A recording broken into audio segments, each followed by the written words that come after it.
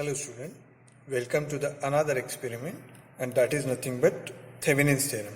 So today we are going to discuss how we can perform the Thevenin's theorem. This is the circuit diagram. We can say that in which the various resistances are there and the sources. So to perform this experiment, first we have to do the connections. So with the help of this patch cord, we are going to connect these resistances and the sources in the circuit. So like this, fine.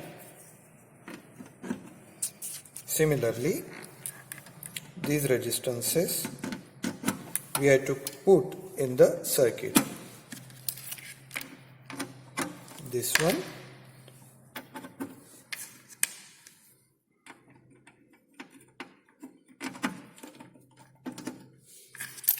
should be connected over here, and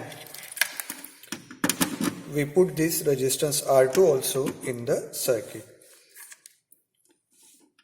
Like this. We put the R3 also in the circuit, and now there is the choices. We can select this complete in the circuit either, or we are going to short circuit. So in this case, I am not going to consider the resistance R8 and R9 in the circuit, and simply keep this part of the circuit in the, okay. Now, Thevenin's theorem, we can say that are used in order to simplify the complicated circuit. Means what? If there is the number of resistances or the number of elements are connected in the circuit, so with the help of the Thevenin's theorem, you can convert that complicated circuit into the equivalent circuit. Equivalent circuit means what? We can say that there must be the only one source, that is the equivalent voltage source. We call that equivalent voltage source as a VTH or VOC. And in series with that, there is an equivalent resistance, that is RTH. Okay. So VTH and equivalent resistance RTH, they are connected in series. And if the load resistance RL is connected, then with the help of the Thevenin's theorem, you can also able to calculate the load current IL. And IL is equal to what? It is VTH upon RTH plus RL. Since in this case we are using only the resistance, therefore I am using the word RTH. If there would be an impedances, as we have studied in the theory, we may use the word that is ZTH plus ZL, correct? So in order to know the value of the load current or calculate the load current IL, what I have to do? I should know the value of VTH, that is open circuit voltage we call, and equivalent resistance RTH. Now, in order to measure the open circuit voltage, we have, this is nothing but what we can say that the voltmeter. So, with the help of that, you can calculate the equivalent voltage. And if I know the equivalent resistance, okay, I'll tell you that how we can measure the equivalent resistance also. So, then you can calculate the load current also.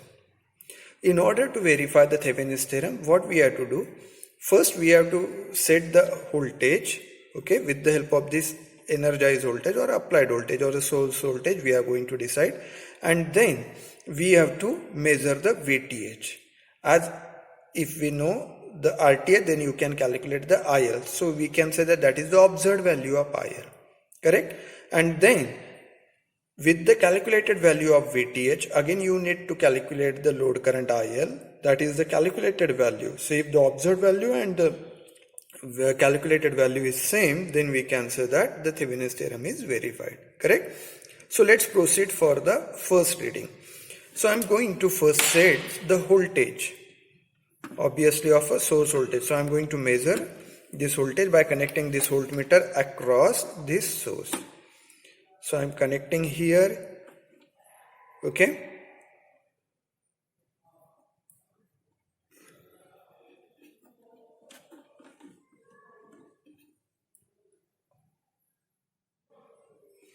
So suppose I set this voltage, applied voltage, approximately of 7.02 volt, correct? Now I have to measure the voltage. Which voltage? VTH. VTH is also called as an open circuit voltage.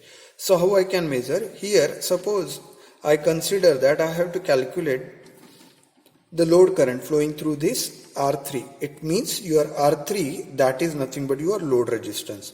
So in order to measure that voltage, what I am going to do, I am going to open circuit this load resistance, because the procedure, as according to the procedure, to determine the open circuit voltage or equivalent voltage. First you have to disconnect, that means remove the load resistance from the circuit. So if when I remove this from the load circuit, okay, so R3 is no longer in the circuit, correct? Now I have to measure the voltage across this open circuit terminal. How I can measure the voltage across open circuit terminal? Obviously for that I have to connect this voltmeter across this open circuit terminal.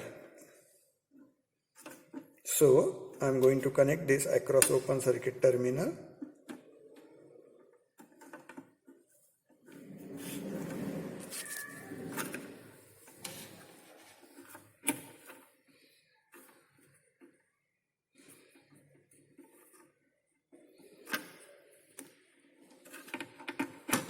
So connect this voltmeter across this open circuit terminal and measure the open circuit voltage VTH. So it is showing 3.70. So you have to note down this open circuit voltage in your lab manual, correct? Now with the applied voltage 7, we are getting open circuit voltage. Now how to measure the equivalent resistance of the circuit?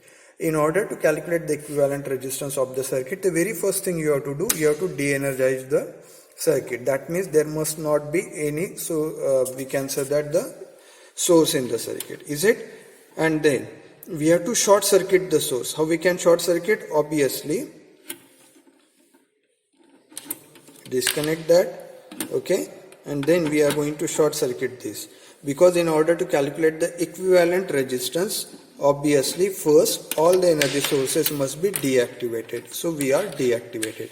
Then we are going to take the help of a multimeter. This is nothing but the multimeter. The name is given according to its multitasking, multifunction, okay.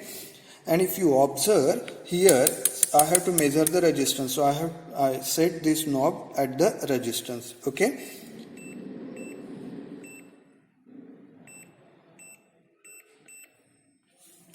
Now I have to measure the equivalent resistance. So how I can measure? These are the knobs I should connect. Where we can say that remove the load resistance, so it is removed, and just measure the resistance, equivalent resistance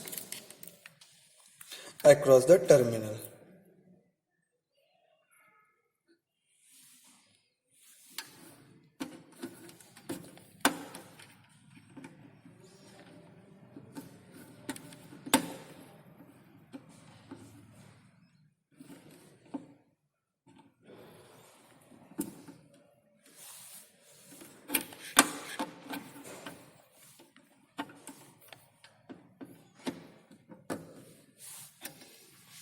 Here in multimeter you may observe the value of the resistances. So it is 91 or 92, you can say that, correct?